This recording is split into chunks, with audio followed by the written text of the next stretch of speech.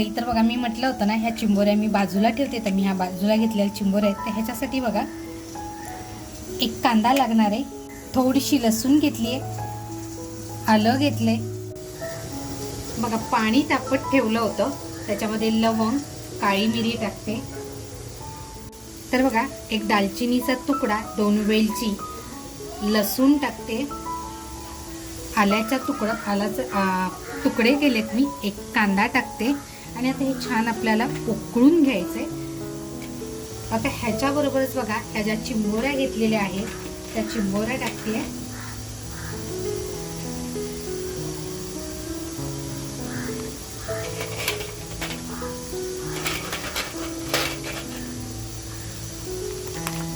आणि आता आपल्याला हे छान असं उकळवून घ्यायचंय. मस्त असा एक कांदा कापून घ्यायचाय. तर बघा कांदा जो घेतलाय तो कांदा कापून घेते.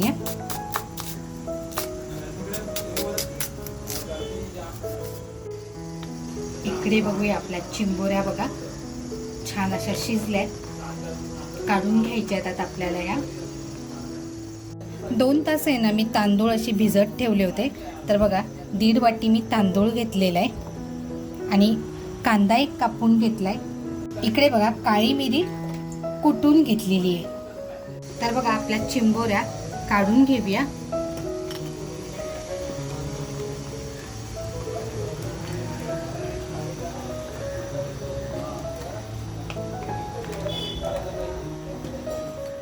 तर बघा चिंबोऱ्या आपण याच्यामध्ये टाकल्या होत्या, त्या अशा मी काढून घेतल्यात आणि आपल्या भाताला पाणी पुरेल ना तेवढंच आपल्याला हे पाणी घ्यायचंय.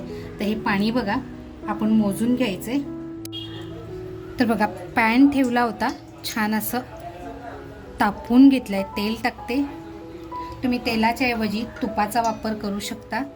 तर बघा मिरची आणि कोथिंबीर मी टेचून घेतलेली आहे, ती अगोदर तेलात टाकते,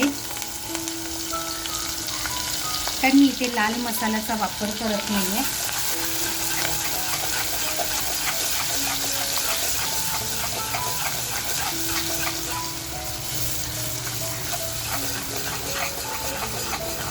त्याच्यानंतर कांदा घेतलाय तो कांदा टाकते.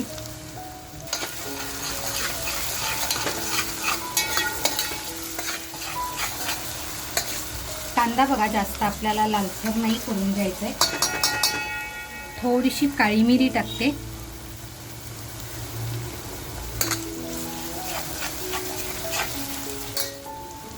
चवीनुसार मीठ टाकून घेते. बघा मीठ मी आत्ताच टाकते.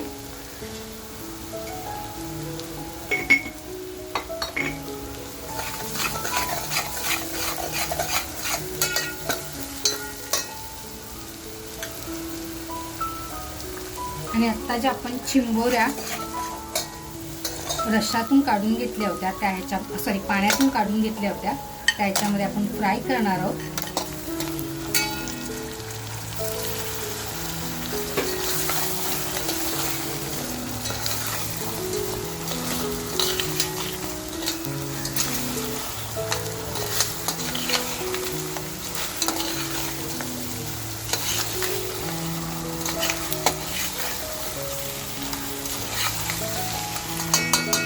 गॅसची फ्लेम आहे ना आपल्याला ह्या वेळेला अशी स्लो करून ठेवायची. आता बघा जे आपण स्टॉक तयार केलाय चिंबोरीचा तो आपण याच्यामध्ये ओतून घ्यायचा आहे.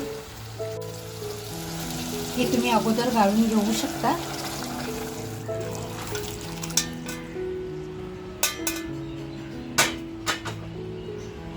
बघा जी आपण सामग्री टाकली होती ती अशी वेगळीच राहिली आहे. आता ह्याच्यामध्ये आहे ना जो धुवून ठेवलेला तांदूळ आहे तो तांदूळ टाकणार आहे.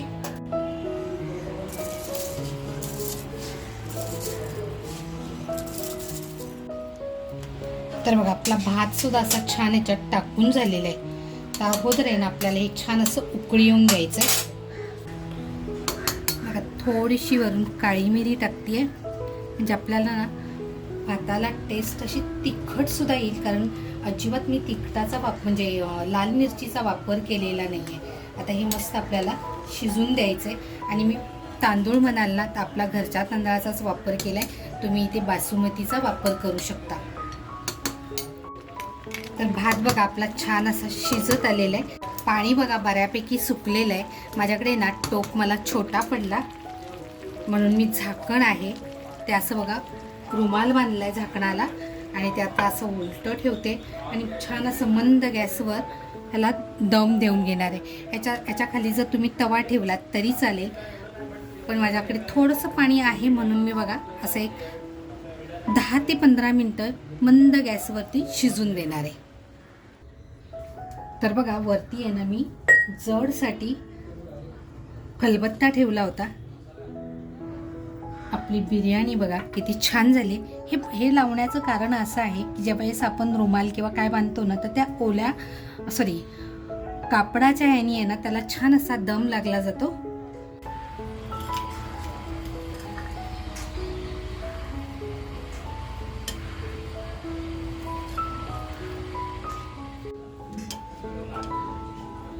खेकडा बिर्याणी बघा मी लगेच काढली आहे.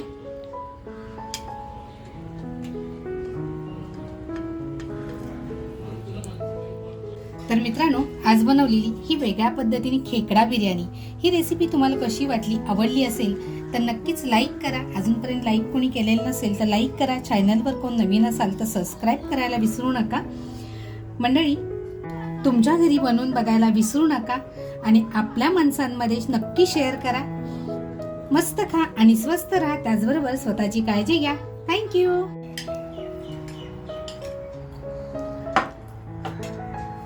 मी रिव्ह्यू देणार आहे क्रॅब बिर्याणीचा.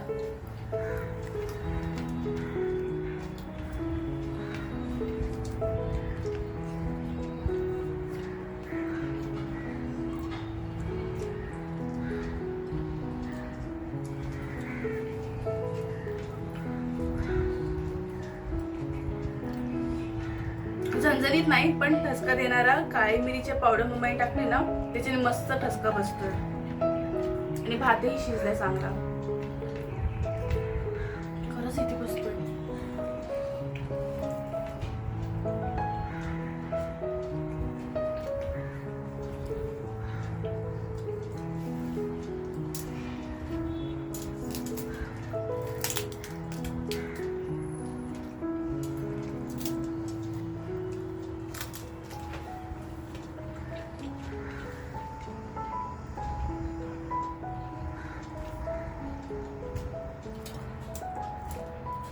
इकडे मस्त शिजलंय.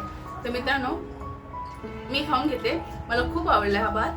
तर तुम्ही करून बघा आणि नक्की कमेंट मध्ये सांगा की कशी झाली. थँक्यू.